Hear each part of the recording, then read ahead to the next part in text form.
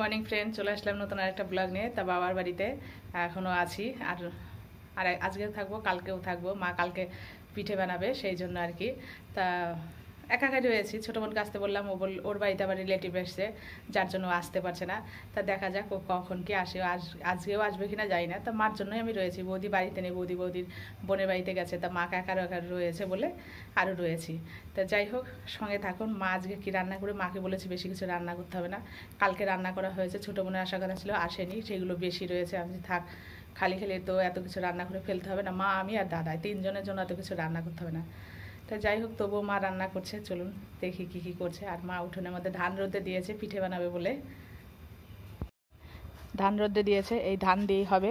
ধান মেশিনে ভাঙাবে, ভাঙিয়ে তারপরে চাল বের করবে, চাল বের করে তারপরে আবার মেশিনের মাধ্যমেই আতপ চাল বের করবে, এই গুঁড়ো হবে, সেটা দিয়েই হচ্ছে পিঠে হবে। এই যে, তা আমি বললাম মা এটা রেখে দাও, আবার পরে যখন আসবো এটা খাবো। আর এমনি আতপ চাল আছে, সেইটা দিয়ে হচ্ছে এখন আজকে ভাঙিয়ে নিয়ে আসবে, কালকে পিঠে করা হবে। আর এই যে ঘরটাতে আমার বাবা থাকতো, এখন বাবাও নেই, আর এই ঘরটার দিকে আসা হয় না। আর এই যে চেয়ারটা দেখছেন, এই চেয়ারটা একটা এখানে থাকতো আর একটা ঘরে থাকতো। ঘরের মেঝেতে মানে চেয়ারটা পেতে বসে থাকতো, সারাক্ষণ টিভি দেখতো। আর এই বারান্দায় বেরোলে আর একটা এখানে বসে থাকতো। ঘরটার এখানে আসলে বুকের মধ্যে কেমন যেন করে ওঠে, সারাক্ষণ শুধু বাবার কথা মনে পড়ে। এই যে এই ঘরটায় বাবা থাকতো, আর এই বাথরুমটা বাবা ইউজ করতো। এই যে এখান থেকে বেরিয়ে এখানেই, যদিও এই যে কদিন ধরে আমি এসেছি, আমি এই বাথরুমটা ইউজ করছি বাবার। এটা এই যে আমাদের এই ঘরটার ওপরটাই টিন, কিন্তু 4 সাইড দেয়াল, নিচটাও পাকা করা। আর থাকতো বাবা এখানে। যাই হোক, সঙ্গে থাকুন। আর এই হচ্ছে বাড়ি ঘরের অবস্থা, কি অবস্থা দেখুন। এখন বাড়িতে মাত্র থাকে 3টে প্রাণী, আর এই এত বড় বাড়ি, এখন তো লোক নেই, আর দেখারও কিছু নেই।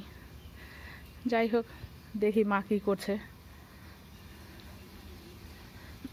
অনেক দিনের আগের পুরনো বাড়ি তো, অনেক পুরনো আমলের, ওই জন্য। তবে আমরা যখন ছোট ছিলাম বাড়িটা বেশ জাঁকজমক ছিল। এই উপরের ঘরগুলো, এই নিচের ঘরগুলো, আমরা সারাক্ষণ উঠোনের মধ্যে ছোটাছুটি। আমরা 4 বোন ছিলাম, পিসিরা ছিল, যদিও পিসিদের বিয়ে হয়ে গেছিলো, তবু আমরা 4 বোন ছিলাম। পিসিরা এক পিসি না এক পিসি আসতেই থাকতো, তার ছেলে মেয়েরা, সারাক্ষণ বাড়িটা ভরা ভরা থাকতো, বেশ ভালো লাগতো। আর আজকে দেখুন পুরো ফাঁকা। এখন বাড়িতে বর্তমানে মা আর আমি, বৌদি তো নেই, দাদা গেল একটু বাইরে। এই যে এদিকটাও, এই যে ওইখানে একটা পায়খানা বাথরুম আছে, ওইখানে একটা হ্যান্ড পাম্প আছে। এই যে দেখাই, চলুন। আর এটা আমাদের ধান থাকে, এটা ধানের গোলা বলা হয়। দাদা পরশুদিন বিক্রি করে দিল, এই 1 গোলা ধান ছিল। এই যে এখানে একটা পায়খানা বাথরুম, এই যে আমাদের। আর এই যে এত কলে আয়রন, ওই ট্যাঙ্কি মাঝে মাঝে বন্ধ হয়ে যায়, দাদা আবার শেষে কি অ্যাসিড ফ্যাসিড দিয়ে পরিষ্কার করে। আমরা ছোটোবেলা থেকে এই বাথরুমটা ইউজ করেছি। এই যে হ্যান্ড পাম্প, এই হ্যান্ড পাম্পটা কে ডাকছে দেখি। এখন আমি টিফিন করবো, 1 প্যাকেট চিড়ে ভাজা, আর এই হচ্ছে 2টো কলা। এই হচ্ছে টিফিন। আর হচ্ছে এখানে মারান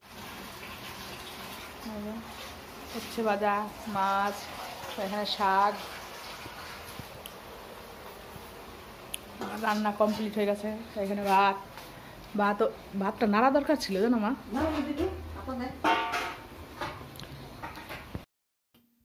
এই তো বন্ধুরা, চলে এসেছি মূলো তুলবো আর শাক তুলবো। তাই যে কদিন বাবার বাড়িতে আছি সেই কদিন তো শাক মূলো প্রতিদিনই খাওয়া আছে আর কি, প্রতিদিনই ভিডিও করা আছে। খাবারও মানে শাকও খাবো, কারণ এই শীতের সময় শাকটা খেতে বেশ ভালো লাগে।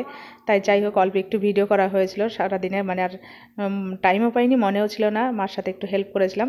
তাই যাই হোক, ভিডিওটা এখানেই শেষ করছি। যদি আমার ভিডিওটা ভালো লেগে থাকে তাহলে একটা লাইক, শেয়ার, সাবস্ক্রাইব অবশ্যই করবেন। আমার পাশে থাকবেন, ভালো থাকবেন, সুস্থ থাকবেন, সাবধানে থাকবেন। টাটা, বাই, শুভরাত্রি। দেখা আছে নতুন আরেকটা ব্লগের সঙ্গে। রাত্রি বলে শেষ করলাম, কারণ আর যদি এখন বিকেল, আর এর পরে ভিডিও করছি না।